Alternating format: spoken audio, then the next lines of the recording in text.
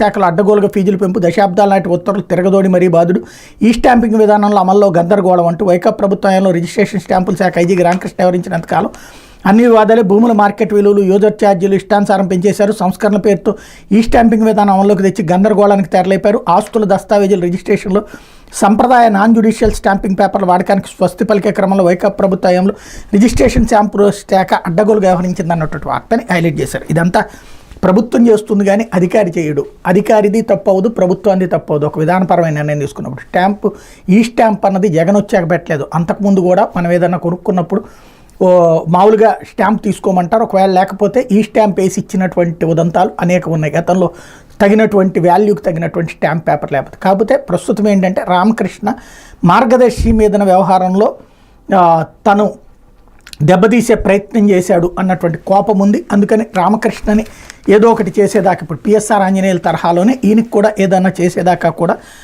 వెంట పడతారు అన్నటువంటి కాన్సెప్ట్ ఇప్పుడు నడుస్తుంది.